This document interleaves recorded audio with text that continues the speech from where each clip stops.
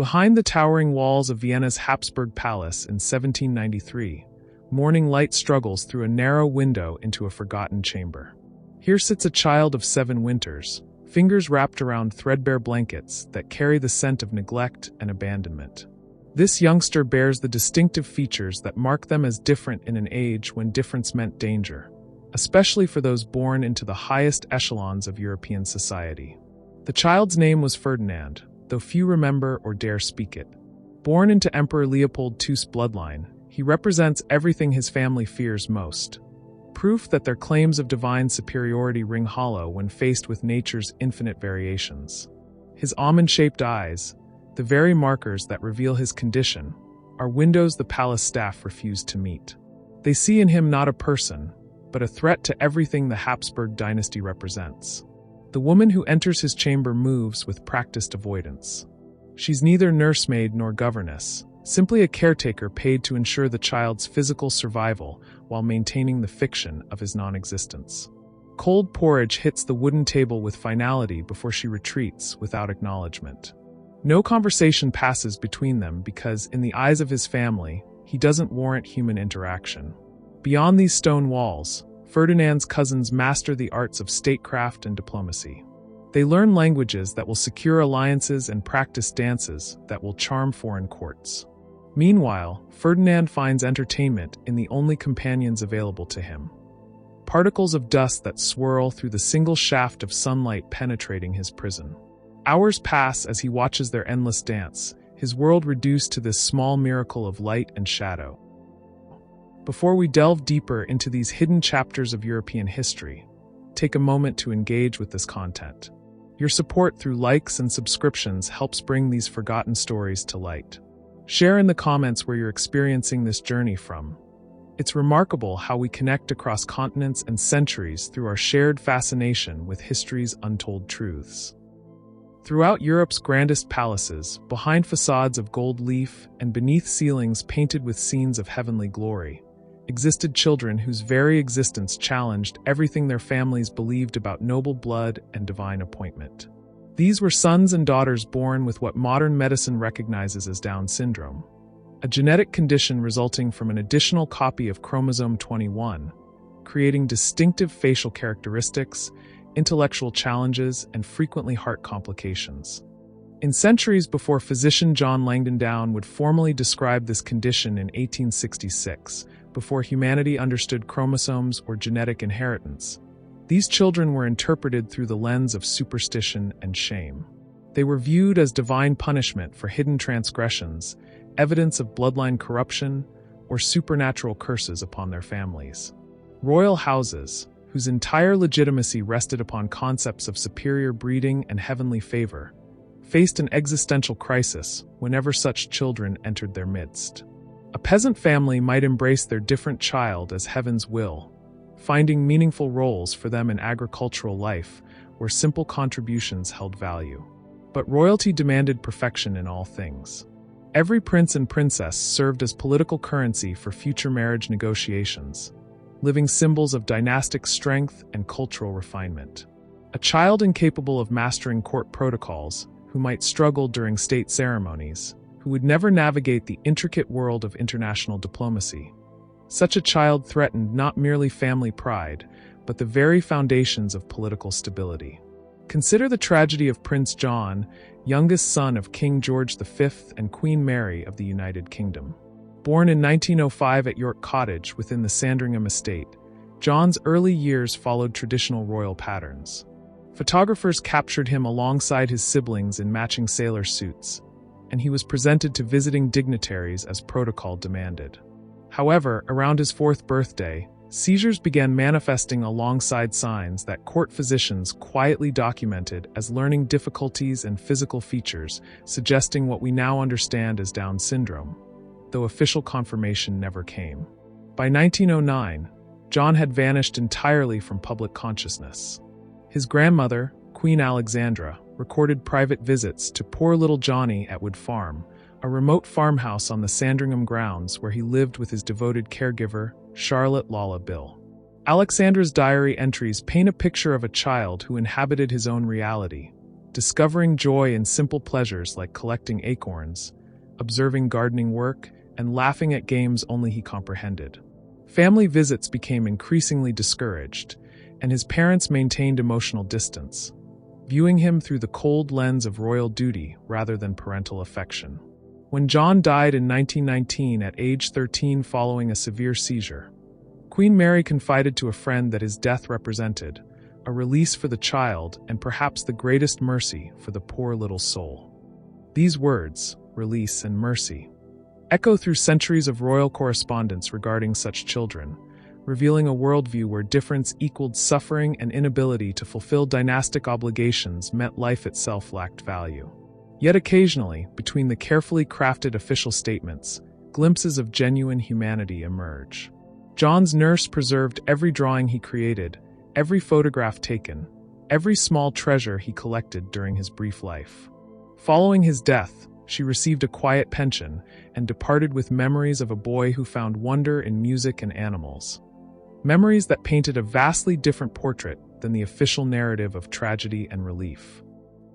Journey backward through time to France in 1640, where whispers circulated through the palace of Fontainebleau concerning a child born to King Louis XIII and Anne of Austria, a child who preceded the future Sun King, Louis XIV.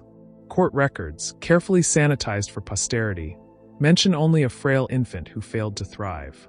However, private correspondence between royal physicians, discovered centuries later within the Vatican secret archives, describes features modern medicine would immediately recognize: the flattened nasal bridge, the single palm crease, and protruding tongue characteristic of Down syndrome.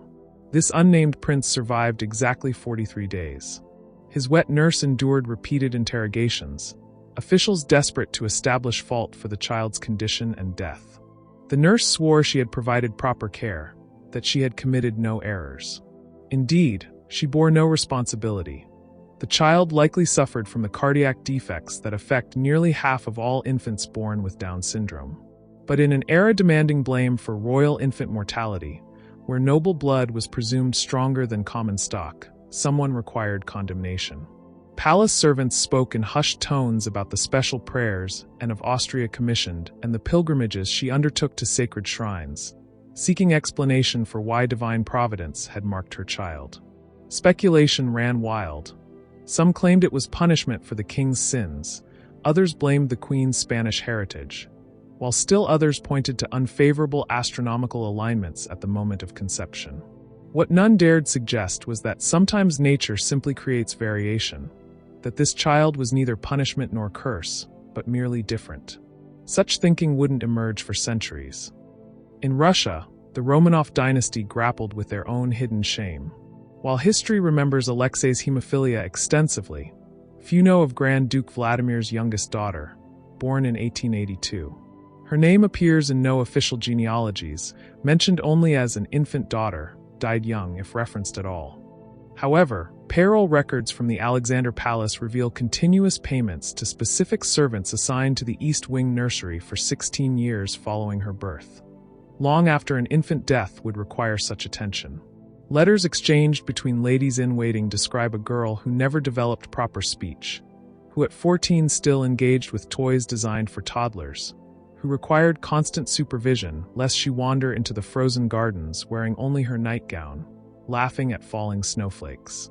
When revolution erupted in 1917, this forgotten Grand Duchess simply vanished from historical record.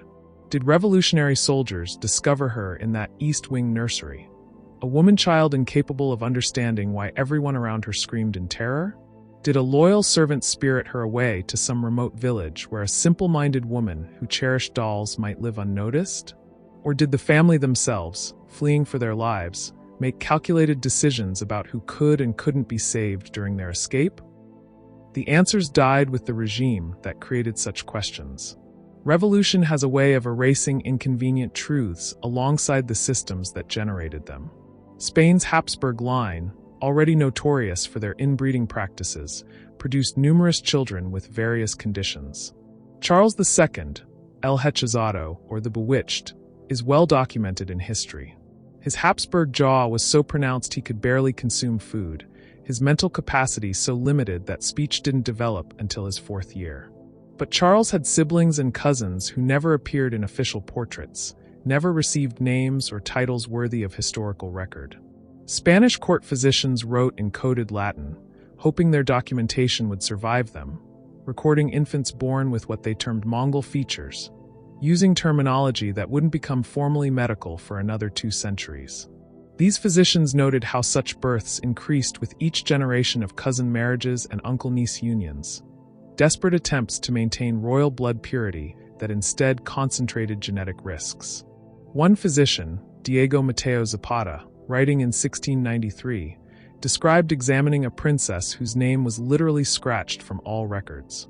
He noted her small stature, difficulty swallowing, and profound developmental delays, but also documented something else entirely: her extraordinary capacity for affection, her desire to embrace everyone she encountered, her pure joy when exposed to music and dancing, even though she couldn't maintain rhythm. Zapata was ultimately executed by the Inquisition for suggesting that perhaps these children weren't cursed, but simply examples of God's mysterious variety in creation. His notes, hidden within a medical text's false bottom, weren't discovered until 1954. In the Ottoman Empire, different succession laws applied, but similar tragedies unfolded with ruthless efficiency. Sultan Mehmed III, who ruled from 1595 to 1603, reportedly fathered a son born with distinctive features and developmental delays. Ottoman succession traditions were brutal. Princes fought to the death for throne rights, and any sign of weakness meant certain elimination. This unnamed prince didn't die in infancy as official records claim. Instead, he was consigned to the Caifs, the cage, a luxurious prison within Topkapi Palace where potential heirs were maintained in isolation. Eunuch records show food and supplies delivered to a specific Caif's room for 23 years after this prince's supposed death. Guards reported unusual sounds from within, not the typical protests or plotting of imprisoned princes, but singing of the same melodies repeatedly, and laughter at odd hours. When Sultan Ahmed I died in 1617 and succession chaos erupted, every Caif's room was open to account for all potential heirs. One chamber, according to a guard's memoir written decades later, contained an adult man with a child's mind, surrounded by thousands of colored glass pieces arranged in intricate patterns across the floor. He had spent 2 decades creating art no one would ever witness, humming songs no one would ever hear, living a life no one would ever acknowledge. What became of him in that moment of discovery? Historical records cease abruptly. Silence descends. Another ghost absorbed into the palace walls. Bavaria's Wittelsbach dynasty left more substantial traces of their hidden children, perhaps because Mad King Ludwig had made eccentricity almost fashionable within their court. His cousin, Princess Alexandra, born in 1826, was maintained at Nymphenburg Palace in what servants called the Quiet Wing. Official biographies claim she died at age 3, but household accounting records show care expenses continuing until 1851. A governess's diary, donated to the Bavarian State Library in 1923, describes teaching a 25-year-old woman basic life skills: how to dress herself, proper spoon usage, letter recognition, though she never formed actual words. This governess wrote with unexpected tenderness about Alexandra's love for her pet canaries, how she would sit motionless for hours listening to their songs, perfectly content in a world that demanded nothing more from her than simple existence. Yet even this relative kindness came with strict conditions. Alexandra could live, but she couldn't be seen. She could exist, but not as a princess, not as a person whose name appeared in any succession documents. When she finally died, her body was quietly interred in an unmarked section of the royal crypt.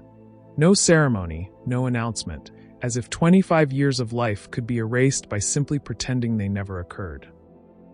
Sweden's Bernadotte dynasty, relatively new to royalty, might have been expected to handle difference with more modern sensibility. However, when Prince Carlos was born in 1852 with clear developmental challenges, they followed the same playbook as older dynasties. Official records state he died at 3 months old. Unofficial records, servant testimonies, physician bills, food requisitions suggest he lived at least until age 9 at Tullgarn Palace, 30 miles from Stockholm. A groundskeeper's son, writing memoirs in his old age, recalled playing with a strange boy in the palace gardens who couldn't speak but laughed constantly, who feared nothing and no one, who would sit transfixed by ant colonies for hours.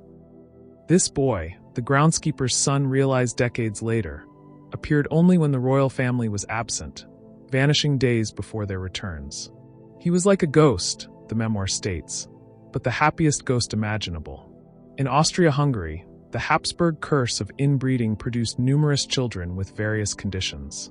Emperor Franz Joseph's brother, Archduke Karl Ludwig, had a son in 1868 who was immediately declared stillborn. But a midwife's diary, discovered during World War II when her descendants fled bombing, tells a different story. The child lived, she wrote, but with features that made the emperor himself recoil. Within hours of birth, the infant was taken from his mother, who was told he had died. The midwife was sworn to secrecy, paid handsomely, and warned that breaking her oath meant death. Years later, this same midwife was summoned to a monastery outside Vienna to treat a sick child, and recognized him immediately. The monks, she learned, had been paid to raise him as an orphan, never knowing his true identity. They called him Felix, meaning happy, because despite his limitations, he radiated joy. He lived among them for 12 years, helping with simple tasks, beloved by the brothers who saw in his innocence a kind of holiness. When he died of scarlet fever in 1880, the entire monastery mourned. The abbot, noting his death in monastery records, wrote, "Our Felix has returned to God, who surely loves him better than the world ever could."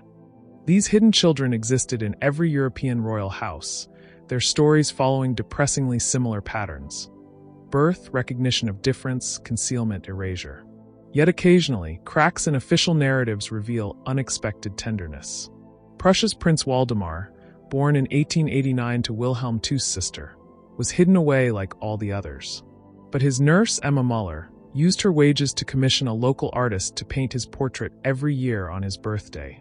17 portraits total, showing a boy growing into a man, his distinctive features rendered with dignity and care. After his death in 1906, Emma attempted to give these portraits to his mother. They were refused and burned in front of her. The last evidence of Waldemar's existence turned to ash. Emma spent her remaining years writing letters to newspapers, trying to tell Waldemar's story, but no publication would accept them. Those letters, found in her belongings after her death, paint a picture of a young man who loved trains, who could identify every bird by its song, who memorized entire orchestral pieces after hearing them once. He was not less than, she wrote repeatedly. He was different than, and different in God's eyes is not wrong. In Italy, the House of Savoy dealt with their own secret. When Princess Giovanna was born in 1879, unlike other royal families who hid their children completely, the Savoy attempted a middle ground. Giovanna appeared at certain highly controlled public events, always at a distance, always briefly. The public was told she was delicate and couldn't endure long ceremonies. In reality, she was carefully coached for weeks before each appearance, taught to wave, to smile, to stand still for precisely counted seconds before being whisked away. Behind palace walls, Giovanna lived a more complete life than many of her peers with similar conditions. She had tutors who focused on her strengths: her extraordinary memory for music, her ability to learn through repetition, her gift for understanding animals. She had a small household of servants who spoke to her as a person, not a problem. When she died at age 33, her funeral was private but dignified. King Umberto I, her uncle, reportedly said, "She lived as God made her, and that was enough." But Italy's relative progressiveness was the exception. In Belgium, King Leopold II, infamous for his brutal exploitation of the Congo, showed no more mercy to his own disabled daughter, born in 1864. Princess Stephanie's memoirs, published after her father's death, mention a sister who was not spoken of, whose room in the palace was eventually walled off entirely. Servants who worked in the palace during that period, interviewed by historians in the 1920s, described hearing a child's voice from behind those walls for years, singing nonsense songs, calling for a mother who never came. One servant, Marie de Klerk, risked her position to slip food and small toys through a gap in the walled-off section. She testified that the child, she never learned her name, would push drawings back through the same gap. Crude, colorful images of people with enormous smiles, of sons with faces, of what might have been attempts at writing Mama. Marie kept one drawing, which she showed to the interviewing historian. A piece of paper covered in handprints made with what appeared to be berry juice, each print surrounded by carefully drawn hearts. Romania's royal family, established only in 1866, quickly learned the unspoken rules of royal shame. When Crown Prince Carol's son was born in 1893, with obvious developmental challenges, the infant was declared dead within hours. But Queen Elizabeth, a poet and mystic who wrote under the name Carmen Sylva, couldn't accept this erasure. She wrote extensively in her private journals about the angel child who had been recalled to heaven too pure for earth. These journals, clearly coded, speak of visiting his star every night, likely a reference to wherever the child was actually kept. A Romanian Orthodox monastery's records from this period show a mysterious patron donating substantial sums for the care of a special child of God. The donations came with specific instructions. The child was to be taught music, given art supplies, never struck or restrained, spoken to with kindness. The donations continued for 7 years, then stopped abruptly. The monastery's chronicle notes that their special charge died that same year of a fever that took him gently as he had lived. Even in the 20th century, as medical understanding of Down syndrome improved, royal families continued their patterns of concealment. Greece's royal family, exiled and restored multiple times, left scattered records of children who existed in margins. A physician who treated the Greek royals in exile during the 1920s wrote in his memoirs about examining a teenage princess whose existence was completely unofficial. She had been born with Down syndrome and hidden from birth. Her parents told she had died, but a loyal servant had spirited her away, raised her in secret, and only sought medical help when the girl developed pneumonia. The physician treated her successfully, but was shocked by the family's response. Rather than joy at discovering their daughter lived, they offered him a fortune to solve the problem permanently. He refused, fled the country, and spent decades wondering what became of that girl who had clutched his hand and called him "nice man" over and over, the only words she knew. In the Netherlands, whispers persisted for generations about Queen Wilhelmina's lost child. Official records show only one daughter, Juliana, but household staff from the 1890s told different stories. They spoke of a second pregnancy, a birth that resulted in no announcement, a child who lived briefly in the palace before vanishing. Years later, a Dutch farming family in Friesland would tell stories of their touched daughter, who had been left with them as an infant by mysterious benefactors who paid for her care but never visited. This girl, who lived until 1934, bore an uncanny resemblance to the Dutch royal family. But no one dared voice such observations aloud. Norway's monarchy, independent only since 1905, faced their test in 1912 when Princess Ragnhild was born to the future King Olav V. The princess lived officially for 3 days. Unofficially, she lived for 8 years in a specialized medical facility in Switzerland, visited monthly by a Norwegian noblewoman whose face was always veiled. The facility's records, seized by the Nazis in 1940 and later recovered by the Allies, document a child with mongoloid features, who showed affection to all and found joy in simple pleasures. Her death in 1920 was attributed to the influenza pandemic, though she likely died from heart complications common to her condition. These stories span centuries and dynasties, but patterns emerge with depressing consistency. Shame, fear, concealment, erasure. Royal blood that wasn't royal enough. Divine right undermined by human variation. The very qualities that make Down syndrome individuals often extraordinarily loving, joyful, and free from the pretensions that torment typical people. These qualities were antithetical to royal power structures built on hierarchy, competition, and carefully controlled bloodlines. Yet between the lines of official denials and destroyed records, we find glimpses of humanity. Servants who risked everything to show kindness, nurses who kept photographs and drawings, monks and nuns who saw holiness where others saw only shame. Even some royal parents who, despite the pressures of their position, found ways to ensure their hidden children received some measure of care and comfort. Consider Princess Alexandra of Prussia, born in 1915 to Crown Prince Wilhelm. Unlike earlier generations, her parents didn't claim she had died. Instead, they placed her in a specialized institution where she received education tailored to her abilities. She learned to read simple texts, to write her name, to play piano badly but with enthusiasm. When the Nazis came to power and began their euthanasia programs targeting individuals with disabilities, her family faced an impossible choice. Records suggest she was quietly moved to Switzerland, where she lived under an assumed name until her death in 1980, having outlived the empire she was born to inherit. World War II marked a turning point, though not always for the better. The Nazis' systematic murder of individuals with disabilities, including those with Down syndrome, shocked even royal families who had hidden such children for centuries. Some recognized their own complicity in creating the attitudes that made such genocide possible. Others simply became more careful about concealment, understanding that in a world where such children could be murdered by the state, private shame was preferable to public knowledge. After the war, as Europe rebuilt and modernized, royal attitudes began slowly shifting. When Prince Jean of Luxembourg was born in 1957 with Down syndrome, his family made a revolutionary decision. They acknowledged him. Not fully, not proudly, but they admitted he existed, that he lived in a specialized care facility, that he was their son and brother. It was a crack in centuries of absolute denial. By the 1960s and 1970s, medical advances meant children with Down syndrome were living longer, healthier lives. Royal families could no longer claim such children inevitably died in infancy.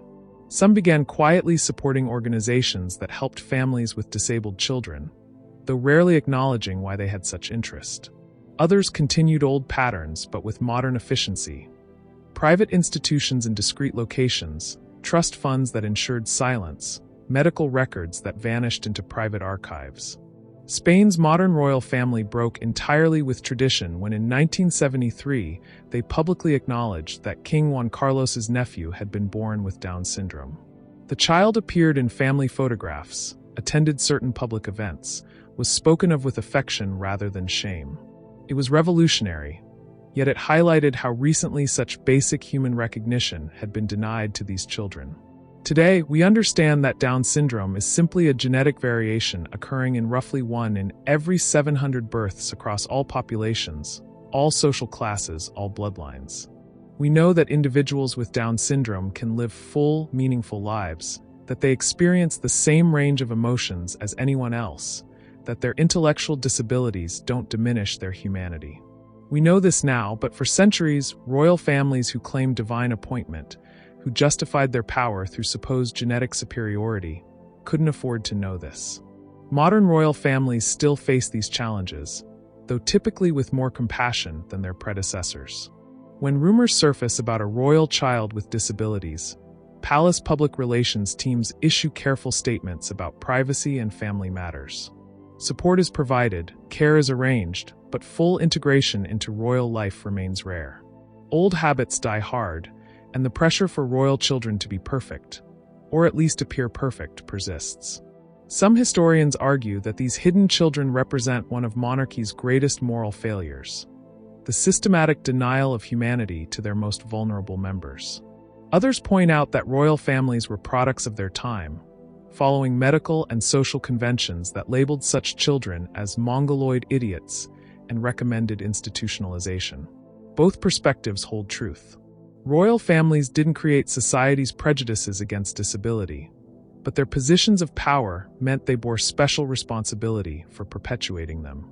In researching these stories, one finds an archive of absence: destroyed records, scratched out names, portraits painted over, graves unmarked or moved. For every documented case, how many others left no trace at all? How many royal children with Down syndrome lived their entire lives, known only to a handful of servants sworn to secrecy? How many died believing themselves orphans, never knowing that somewhere in a palace their parents continued producing heirs who better fit the royal mold? Yet perhaps the most tragic element isn't the secrecy itself, but what that secrecy cost everyone involved. Parents who might have loved their different children instead learned to see them as shameful secrets. Siblings who might have developed empathy and understanding instead grew up believing in their own genetic superiority. The hidden children themselves, who might have thrived with proper support and acceptance, instead lived diminished lives in the shadows. Modern medicine has given us tools these historical figures lacked. Prenatal testing can now detect Down syndrome before birth, leading to different but equally complex moral choices. Some royal families have likely terminated pregnancies upon receiving such diagnosis, adding another layer to this history of absence. Others have chosen to continue pregnancies and raise children with disabilities, though rarely in the public eye. The last confirmed case of a European royal child with Down syndrome being completely hidden from public knowledge occurred in the 1960s, though rumors persist of more recent cases handled with extreme discretion. Privacy laws and modern medical ethics make it harder to track such stories, which is perhaps as it should be. These children deserve privacy but not erasure. They deserve protection but not imprisonment. What would history look like if these children had been acknowledged? If Prince John had stood beside his brother Edward VIII during the abdication crisis? If the Spanish Habsburgs had recognized that their pure bloodline produced as much variation as any peasant family? If just one royal family, somewhere in those centuries of denial, had said, "This is our child, different but beloved, and we will not hide them." We cannot rewrite history, cannot restore names to scratched-out records or mark graves that have been lost. But we can recognize that these forgotten princes and princesses existed, that they mattered, that their lives had value beyond their inability to inherit thrones or secure alliances. They were children who laughed and cried, who felt love and loneliness, who experienced the world in ways their normal siblings never could. Some found moments of joy despite their circumstances. The unnamed Russian Grand Duchess arranging her glass pieces, Prince Gustav predicting weather, Felix bringing happiness to his monastery. Others likely lived lives of profound isolation and neglect, understanding only that they were somehow wrong, somehow shameful, somehow less than human in the eyes of those who should have protected them. Their stories force us to confront uncomfortable truths about how society treats difference, how power structures reinforce narrow definitions of worth, how shame gets passed down through generations like a twisted inheritance. Royal families, in their treatment of disabled children, held up a mirror to society's darkest impulses.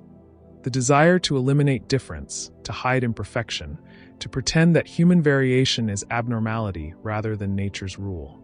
Today's royal families navigate a different world, one where disability rights movements have changed public consciousness, where inclusion is valued, at least in principle, if not always in practice. But the ghosts of those hidden children remain, haunting palace corridors and unmarked graves, reminding us that privilege and power don't automatically confer compassion. That blue blood can run just as cold as any other. Picture again that child in the Habsburg Tower, watching dust motes dance in morning light. Their name might have been Ferdinand or Franz or Maria or any of dozens of names we'll never know.